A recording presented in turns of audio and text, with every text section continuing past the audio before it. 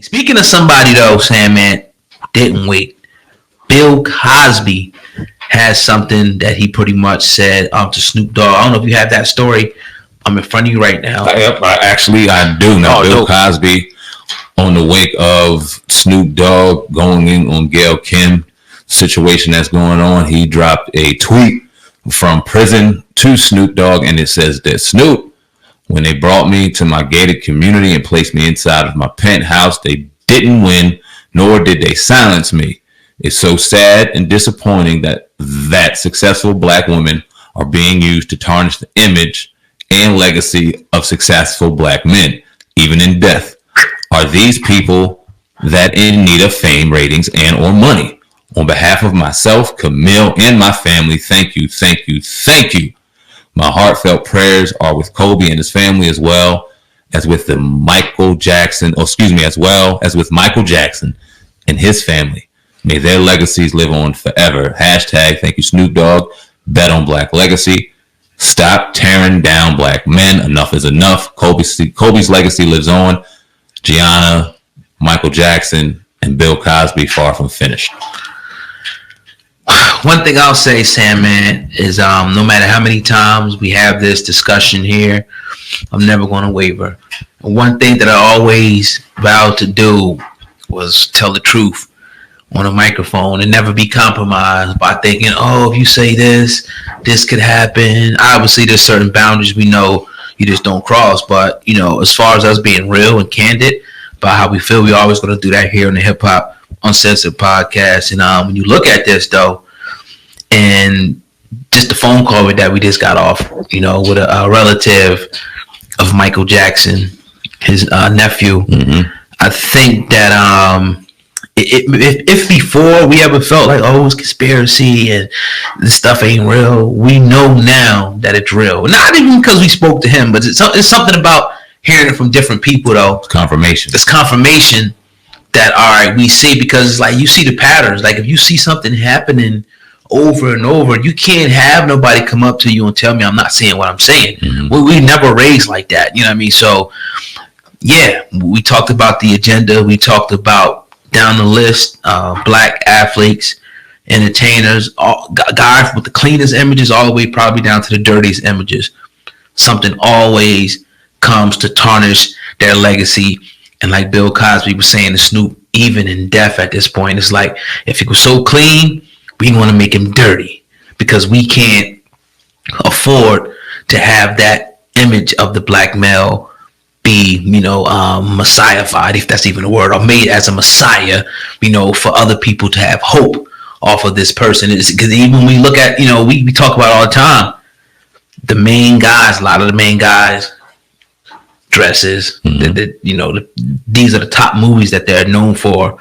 And it's like, really? How can you sit up here and tell your son your daddy put on a dress? I just find it hard to fathom at this point. I want to give comments on this subject, but I don't want to dig too deep into the next subject without really giving proper context, but they go hand in hand, right?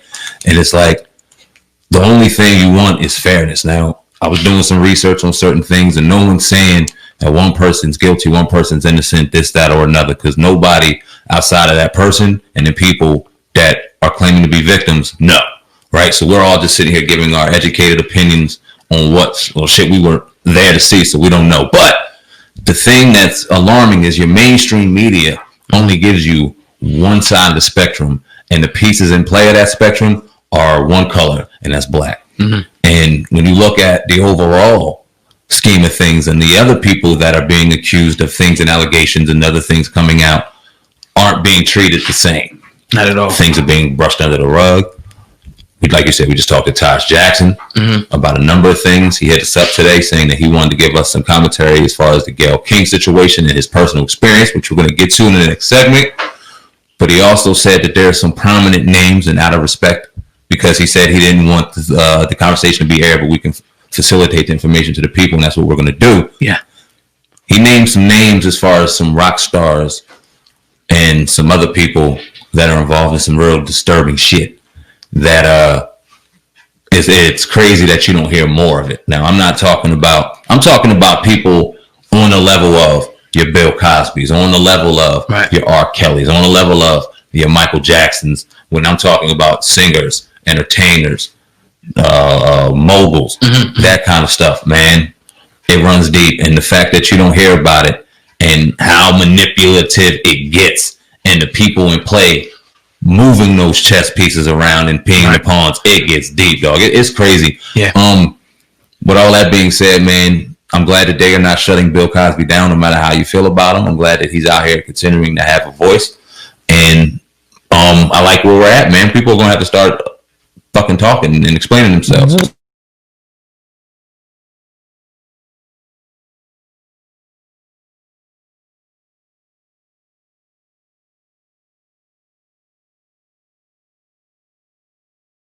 You know what I mean? As far as him speaking out about the tarnishing of the black man, it's like it seemed like now that he's in a real bad situation in prison.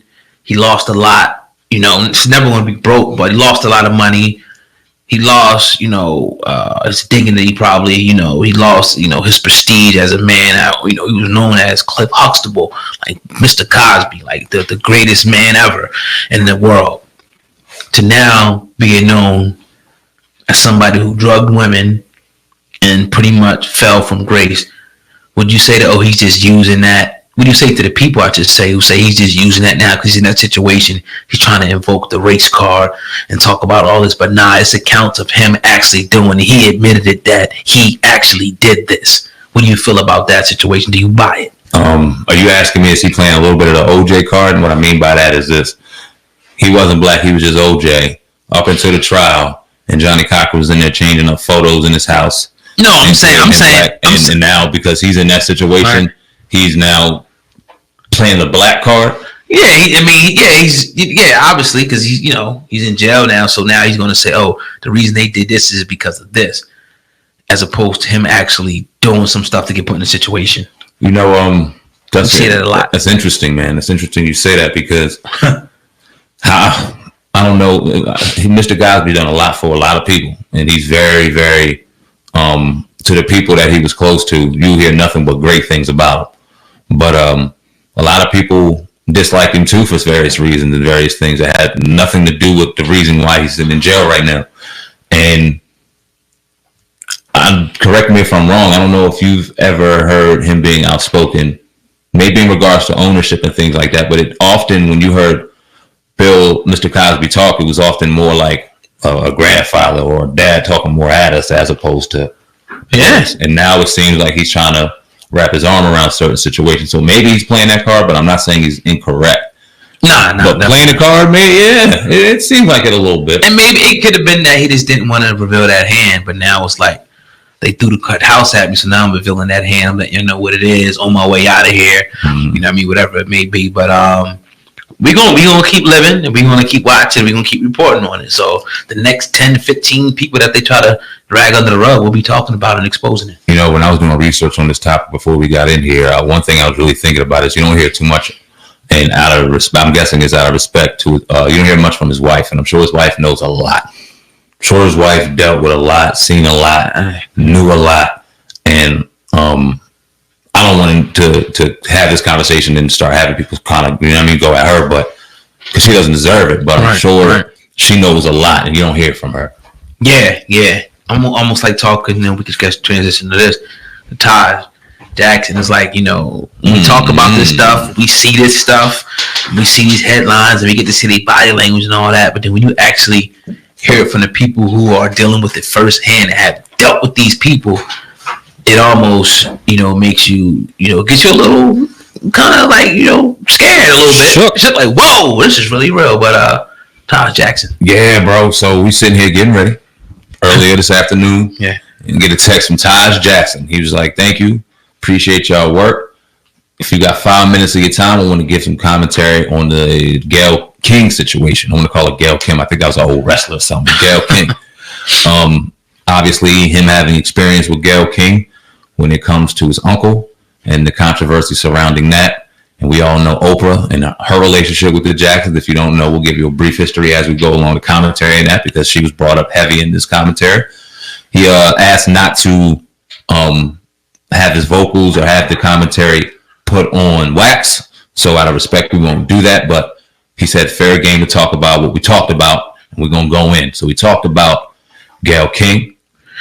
We had a conversation yesterday about Gayle King, and I said that I felt as though she may not have known